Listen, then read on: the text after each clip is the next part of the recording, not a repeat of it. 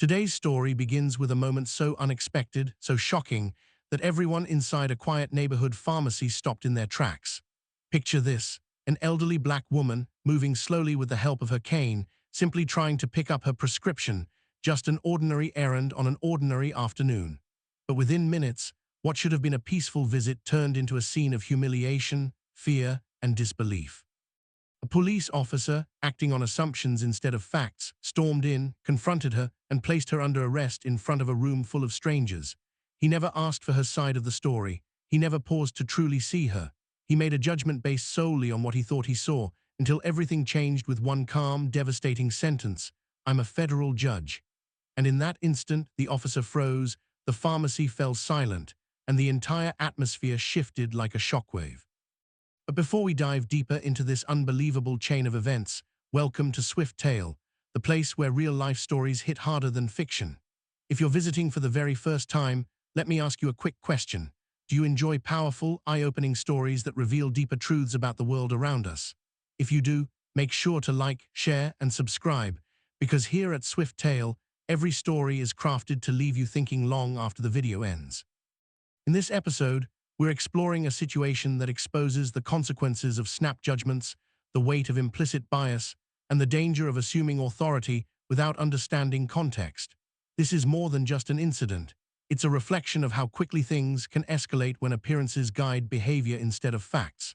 It's a story about dignity, respect, and how a single sentence can flip the power dynamic instantly, revealing the real imbalance beneath the surface. We begin this journey not just to recount an event, but to highlight why encounters like this matter and why they continue to spark conversations across the country. So settle in, because what started as a routine pharmacy visit turned into a public spectacle, and the truth behind what happened will leave you stunned. The story truly begins inside a small neighborhood pharmacy tucked between a grocery store and a cafe, the kind of place where the cashier knows most customers by name and the scent of hand sanitizer lingers in the air. On this particular afternoon, everything felt calm and ordinary. A few people waited in line, scrolling on their phones, while a soft hum of quiet conversations filled the room. Then, the door chimed gently as an elderly black woman stepped inside, her movement slow but steady, supported by a dark wooden cane polished with the marks of years of use. She wore a neatly pressed coat, simple jewelry, and glasses perched low on her nose. To anyone paying attention, her presence carried a quiet dignity, the kind that comes from a life lived with purpose. But to those who barely glanced her way, she may have seemed like just another older customer trying to get through her day. She approached the counter politely, offering a warm smile to the young pharmacy technician who greeted her. She handed over her ID and prescription slip, expecting nothing more than a routine pickup. Yet something in the clerk's expression shifted, a hesitation, a quick glance at the screen, then another. The line behind her grew, and a few customers began watching with idle curiosity. The woman waited patiently, not yet aware that a small error in the system, a mismatched name, a delayed insurance update, or a misflagged notification, was about to spiral far beyond what anyone in the room could have imagined. The air grew just a little tighter, a little more tense, as the whisper of confusion turned into quiet concern. The clerk excused herself to check with the manager, leaving the woman standing alone at the counter. Some customers murmured under their breath, forming theories without facts. Others exchanged looks that held more assumptions than words. It was subtle, almost unspoken, but the shift was there, the kind of shift that happens when bias mixes with uncertainty.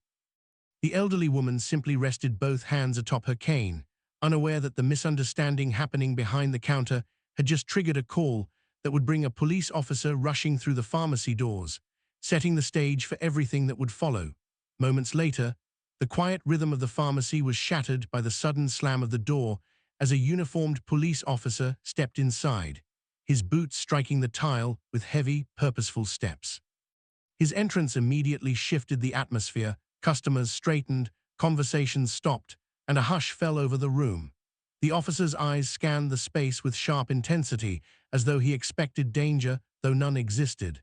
Yet in his mind, he was responding to what he believed was a serious situation, a possible case of prescription fraud, or worse, an attempt to obtain medication illegally.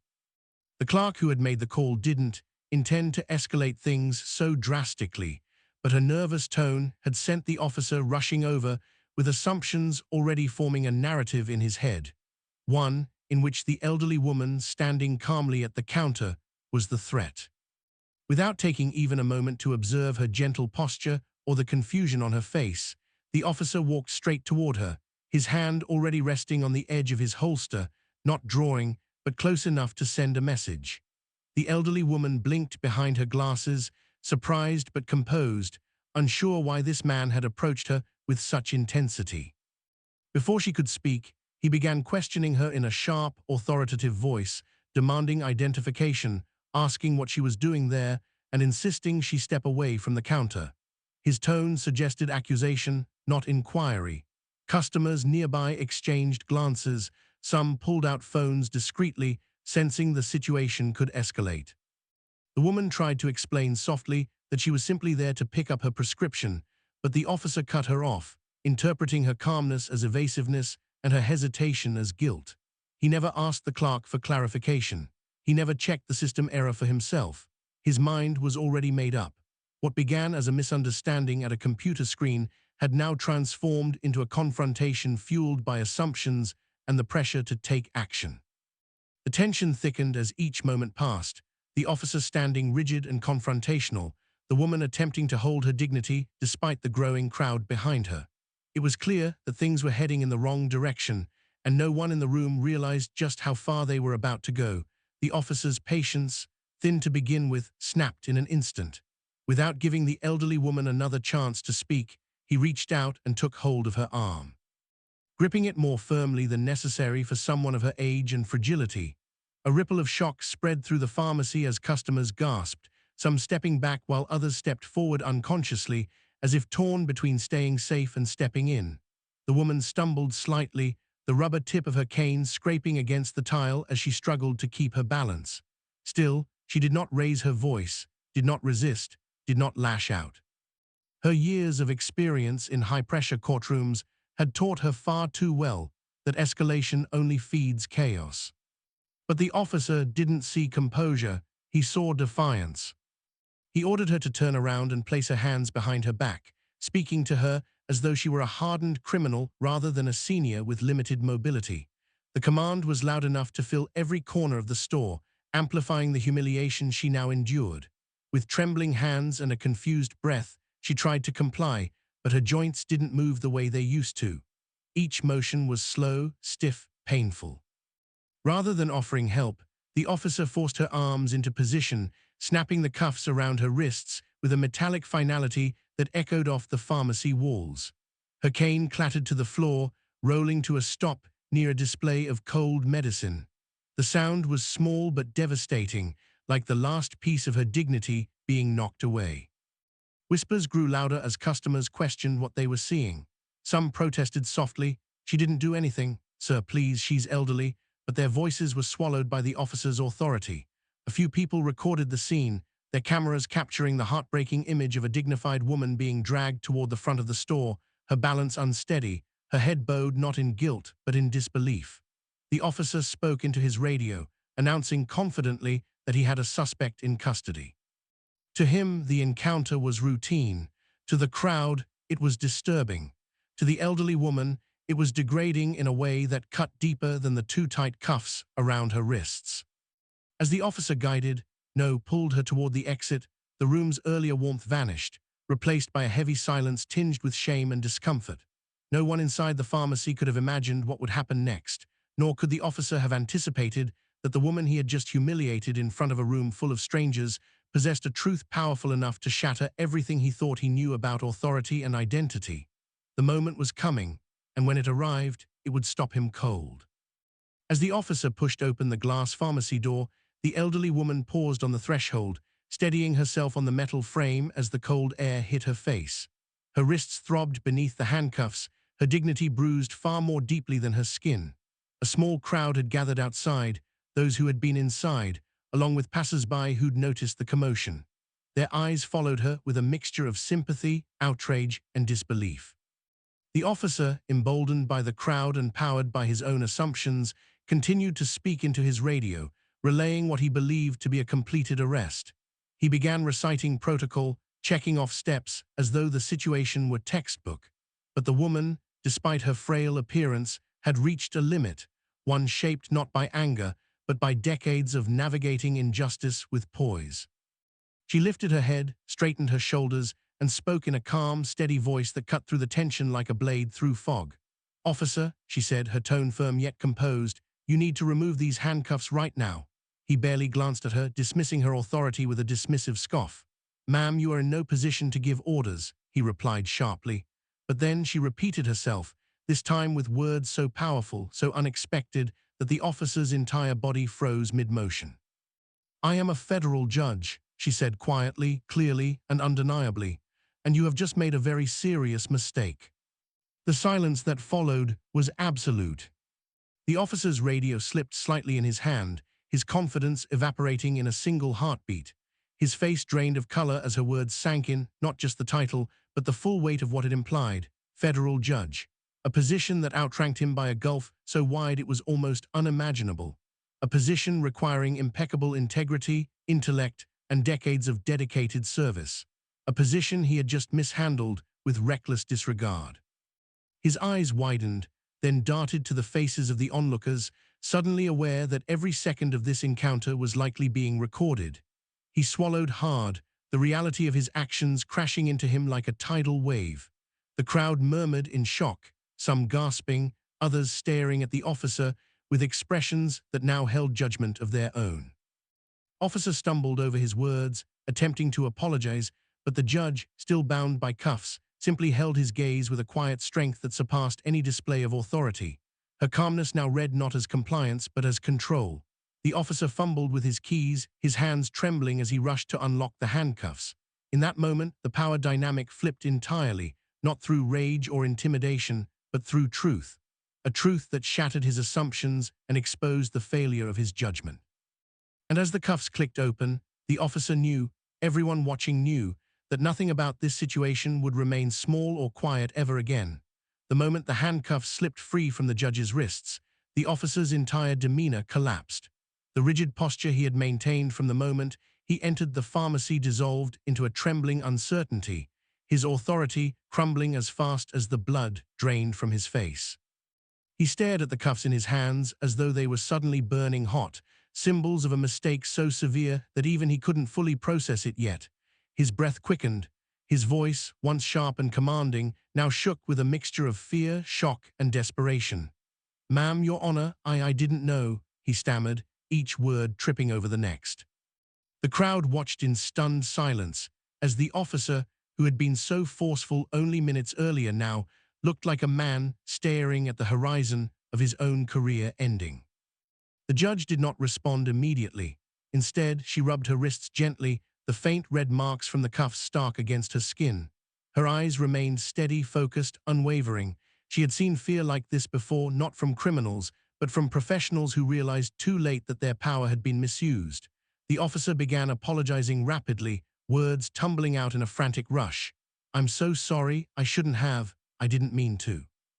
I was just following," but even he couldn't finish that sentence because he knew that following protocol was not an excuse, not for what he'd done, not for how he had done it. She lifted her gaze, meeting his eyes with a calmness that was somehow more powerful than anger. Her voice, when she finally spoke, was controlled, measured, and deeply disappointed. "Officer," she said, "your job requires judgment, not assumptions, not intimidation, judgment." The words landed sharper than any shout could have.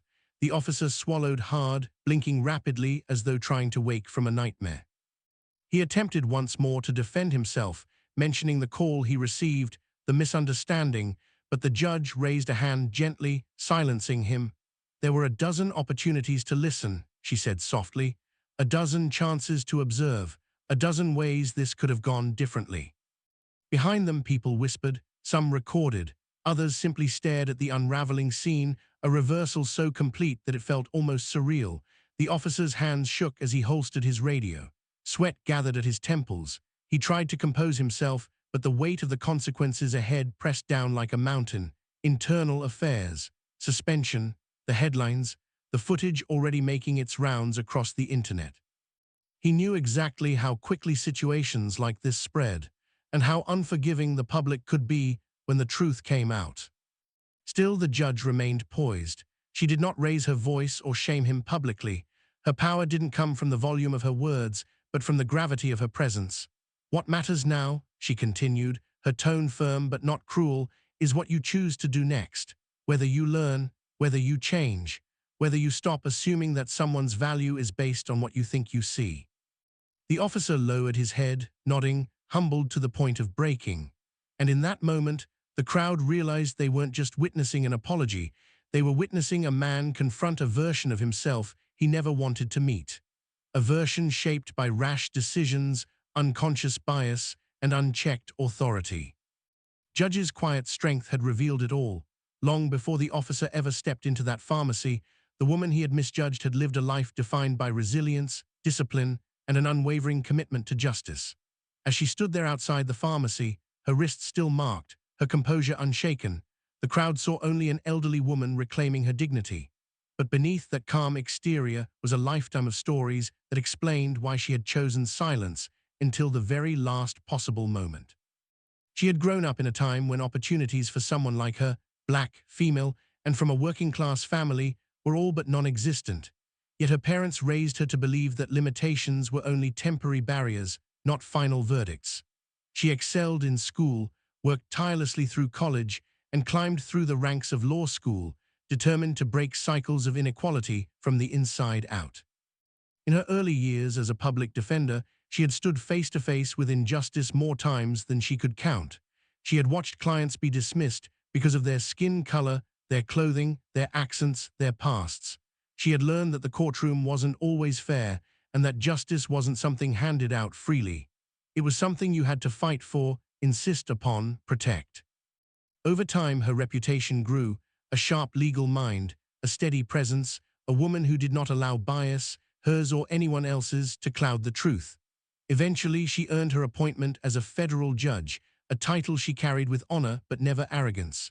To her, authority was a tool for protection, not intimidation. Yet even with her position, she knew all too well how dangerous assumptions could be.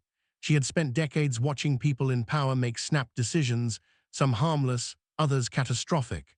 That was why, in the pharmacy, she had chosen patience over pride. She had given the officer every opportunity to de-escalate, every chance to ask a question, every moment to simply observe instead of accuse. She had stayed silent not because she feared him, but because she wanted to see who he would choose to be when faced with a situation that demanded discernment. Anyone can treat a judge with respect once they know who she is. Far fewer can treat a stranger with human dignity simply because it is right. And so, when she finally spoke those 4 words, a federal judge, they were not meant as a weapon, but as a mirror reflecting the consequences of unchecked assumptions, of failing to pause, of failing to see the whole person standing in front of you. As she stood there outside the pharmacy, the memories of her career flickered through her mind, the victories, the heartbreaks, the lives she'd fought to protect. She had always believed that justice begins long before a case reaches her courtroom. It begins with everyday people, everyday decisions, everyday moments where someone chooses either decency or disregard. That day, the officer had made his choice. And now, for the first time since the encounter began, the judge understood exactly what she needed to do next. By the time the officer finished stumbling through his apologies, several witnesses had already uploaded videos of the encounter to social media. Within minutes, those clips began circulating, first among the people who had been there, then across the city, and soon far beyond. The judge's calm, authoritative revelation and the officer's immediate collapse spread like wildfire. Comments poured in by the thousands, expressions of outrage, disbelief, sorrow, and frustration. The image of an elderly black woman, respectable, composed, dignified, being handcuffed and dragged out of a pharmacy struck a chord that resonated with people across the country. For many, it wasn't just another incident. It felt like a reflection of something larger, something systemic, something everyone had seen before but hoped to never witness again. Before the officer even made it back to the station, the footage had reached his department's leadership. Phones rang, emails pinged, and within hours an internal affairs investigation was launched. Supervisors gathered in tense conference rooms, replaying the videos frame by frame. Each second painted a clearer picture: the lack of proper protocol, the hasty escalation, the force used on a frail, elderly woman, and the obvious absence of reasonable suspicion. The department knew immediately that this was more than a simple misunderstanding. It was a public relations crisis, a legal liability, and a moral failure packaged into one moment that had been caught on camera from multiple angles. Meanwhile, the pharmacy itself found no escape from the storm. Local news teams arrived to interview witnesses, and store employees gave conflicting accounts, some trying to soften the situation, others admitting that they had panicked, unintentionally fueling the officers' aggressive response. The manager issued a statement expressing concern and regret, but the public wasn't satisfied. They wanted accountability, they wanted answers, and they wanted reassurance that something this unjust could not happen again. Back at her home, the judge sat quietly in her living room, sipping tea while messages flooded her phone. Colleagues reached out in disbelief. Fellow judges offered their support. Friends and family expressed both rage and relief, but she remained steady, not shaken by the chaos unfolding online. This wasn't the first time she had witnessed a system misfire. It wasn't even the 10th. But it was the first time the spotlight was on her, on what she had endured, on what she represented, on the symbol she had unintentionally become. She knew she would have to address the situation publicly, but she believed in doing so with intention, not emotion. Across town, the officer waited in a small, stark interview room, his hands clasped tightly together as he stared down at the table. Every passing minute felt like an hour. He replayed the incident in his mind again and again, each time feeling more ashamed. What haunted him most wasn't the fear of losing his job. It was the realization that he had become the very kind of officer he claimed he never wanted to be. The kind who acted first and understood later. The kind who let bias speak louder than judgment. As the investigation deepened and the public outcry grew louder, one thing became clear: nothing about this incident would be swept under the rug. The truth was out, and the consequences, whatever they would be, were already unfolding. In the days that followed, the investigation moved swiftly. The video had already shaped public opinion, but the department knew it needed more than statements or carefully worded apologies. It needed action. The officer was placed on administrative leave, while internal affairs conducted interviews, reviewed policies, and dissected every moment of the footage. The findings were clear. The officer had violated protocol, escalated without cause, and used unnecessary force. There was no ambiguity, no room for excuses. The department prepared disciplinary measures, ranging from mandatory retraining to potential suspension without pay, and a recommendation for bias awareness and de-escalation courses. For the officer, each update from his superiors felt like sand sliding out from beneath him. But beneath the fear of consequences, something deeper stirred, a genuine understanding of the harm he had caused. Meanwhile, the judge was invited to speak at a press conference, but she declined. She did not believe in using her position to publicly shame others. Instead, she agreed to meet privately with department leadership to discuss the broader issues the incident reflected. When she entered the room, composed, elegant, and undeniably authoritative, every officer in attendance stood. She began by retelling what had happened, not with anger, but with clarity. Then she shifted to the root of the problem: the dangers of assumptions, the subtle influence of bias, and the responsibility that comes with wearing a badge. Her words were not a lecture, but a lesson, firm, honest, and rooted in her decades of experience in the justice system. Those in the room listened in complete silence. When it came time for her to meet with the officer himself, he entered the room hesitant and visibly shaken. He apologized again, but this time his words carried sincerity rather than panic. He admitted his mistakes openly. He acknowledged his blind spots, and he expressed a desire to change, not because he had been caught, but because he had finally understood the consequences of the mindset he had carried into the pharmacy that day. The judge listened. Then, in a gesture that surprised even him, she offered not condemnation, but a path forward. She insisted he undergo extensive retraining and mentorship with senior officers known for their discipline and fairness. She also requested that he participate in community outreach programs, places where he would meet people he might otherwise misjudge. Her decision created waves of conversation. Some believed the officer should have faced harsher punishment. Others praised her for choosing growth over destruction. But for the judge, the choice was simple. Justice was not about the loudest punishment, it was about meaningful change. And destroying a career would not undo the humiliation she experienced, nor would it prevent future incidents. Changing a mindset, however, could ripple through countless future interactions. As the story continued to circulate online, something unexpected happened. Instead of fading into another headline, the incident sparked nationwide discussions about policing, bias, and the experiences of elderly Black Americans navigating everyday spaces. Community forums formed. Schools used the footage as a case study.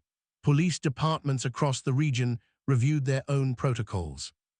In a way, the judge's humiliation had become a catalyst, one that extended far beyond that single pharmacy door. And though she never sought attention or praise, one truth remained. Her response, measured and wise, changed far more than an officer's career. It changed a system, a community, and the way countless people viewed the importance of humility and understanding. In the end, what began as a quiet trip to a neighborhood pharmacy became a story that rippled far beyond its walls. A story that revealed how fragile dignity can be, how quickly judgment can cloud truth, and how one moment of humility can transform a flawed decision into an opportunity for growth. The elderly woman, now widely recognized as the federal judge whose composure never wavered, did not seek revenge or public spectacle. Instead, she chose a path grounded in wisdom, empathy, and justice, the very principles that had carried her through a lifetime of breaking barriers. The officer, once confident in his assumptions, found himself confronting the uncomfortable reality of his actions. Yet in that confrontation, he discovered something unexpected, the chance to become better. The fallout from that day sparked conversations in homes, in classrooms, and within police departments about the importance of restraint, respect, and the simple act of seeing a person for who they are, not who we assume them to be. As we come to the end of this story, we're reminded that true power rarely raises its voice, and real authority doesn't need to announce itself. It reveals itself through character, integrity, and the courage to remain calm in the face of injustice. The judge's response became a living lesson in grace under pressure, a reminder that even in moments of humiliation or harm, strength can be found in how we choose to respond. Her actions didn't just correct one officer, they inspired change that reached far beyond that moment, proving that dignity can be a force far more powerful than anger. And now, as we close this chapter, I want to thank you for being a part of this journey. Stories like this matter because they remind us of the world we live in, and the world we can create when we choose compassion over impulse, understanding over assumption, and humility over pride. If this story moved you, inspired you, or made you think, I'd love to hear your thoughts. Drop a comment below and tell me, what would you have done if you witnessed this moment? What did this story make you reflect on? If you're new here, welcome again to Swift Tale, where powerful stories come to life. And if you haven't already, make sure to like, share, and subscribe so you never miss stories like this one. Your support helps us bring more meaningful, thought-provoking narratives to the channel. Thank you for watching, thank you for caring, and as always, stay tuned for the next Swift Tale.